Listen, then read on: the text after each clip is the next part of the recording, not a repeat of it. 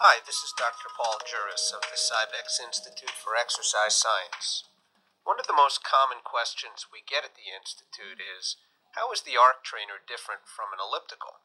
After all, both are cardio devices, and both eliminate the shock that's associated with running. But that's where the similarities end. The most obvious difference is inherent in the names, which describe the motion of the foot plates. On the elliptical, the foot plate moves around in an ellipse, and on the arc trainer, the foot plate moves, in an arc. This may seem trivial to some, but to us, it means a world of difference. So why did we design the arc trainer this way?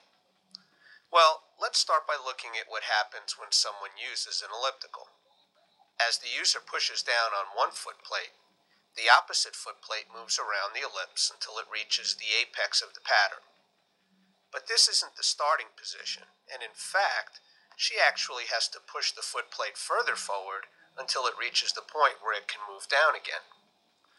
Pushing the foot plate in this way actually places a lot of stress on the knee joint, which, by the way, never happens at this point of the movement during walking or running.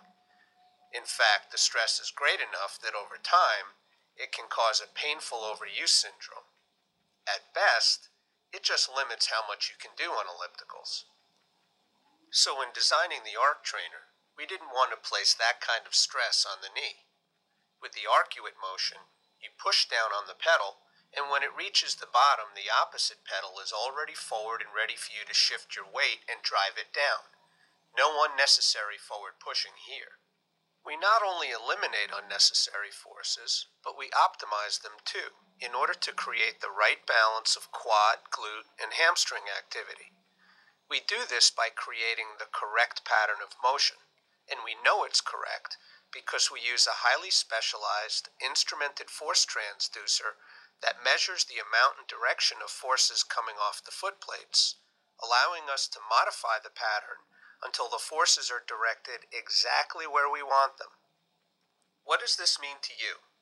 Well, first of all, greater activation of the glutes and hamstrings means increased energy demand, oxygen consumption, and calorie burn.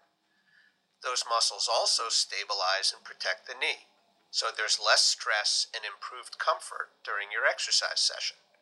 You can work out at a relatively low intensity, or if you choose, an extremely high intensity. You'll be exhilarated by the effort, but not stressed by the machine. Now try doing that on an elliptical. With your health and fitness in mind, this has been Paul Juris from the Cybex Institute.